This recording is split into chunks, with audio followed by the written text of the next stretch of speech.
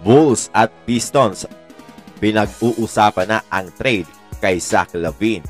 Devin Booker kinall out si Grant Williams.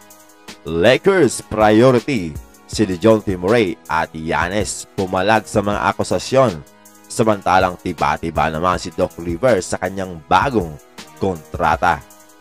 Nabigla ang lahat nang bigla na lang si santihin ng Milwaukee Bucks ang kanilang head coach na si Adrian Griffin, na ngayon ay pinalitan na ni Coach Doc Rivers. Napakaraming issue sa pagkakatanggal kay Griffin at sinasabing may kinalaman dito itong si Giannis Antetokounmpo. Ayon kay Giannis, talagang napakahirap daw nito lalo't nakabuild na sila ng magandang relationship. Tapos bigla na lang mawawala. Wala daw siyang kinalaman sa pagkakatanggal kay Coach Adrian Griffin dahil hindi naman daw siya ang gumagawa ng desisyon. Dagdag pa ni Giannis, maganda ang kanilang relasyon. Sa katunayan daw ay inimbitahan niya pa ito dati sa kanyang kasal.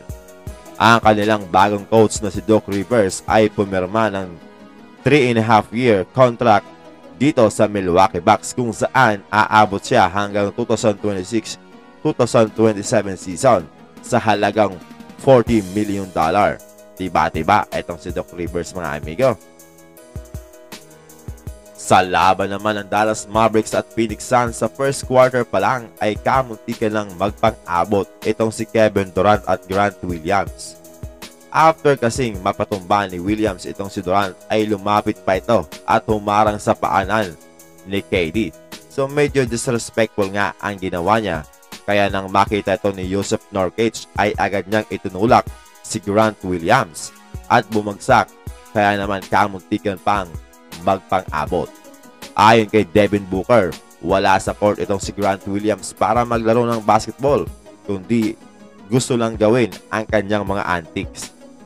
Samantalang sila ay andoon daw para maglaro, kaya naman salot daw kay Nurkic na ganun ang ginawa nito, at kung siya din daw ang nakakita ay ganun din ang gagawin niya kay Grant Williams. Papatumbahin niya rin ito, mga amigo. Ayon naman kay Michael Scotto ng Hawks Hypes at Jovan Boha ng The Athletic na ang priority ngayon ng Lakers ay itong si DeJounte Murray. Pero ang problema kung paano maisa sa katuparan ang trade. Ayon kay Scotto, kailangan ng Lakers ng third team para makuha itong si Murray. Hindi naman daw kasi interesado ang Atlanta Hawks kay D'Angelo Russell kasi hindi ito fit dito kay Trae Young. At gusto ng Hawks na i-clear ang kanilang salary.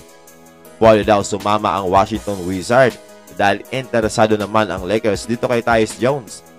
Ayon pa kay Jovan Boha, okay daw ang Wizards pero pwede i-expand ng Lakers ang deal sa Brooklyn Nets para makuha nila itong si Spencer Dinwiddie at Dorian Finney-Smith or kaya itong si Royce O'Neal.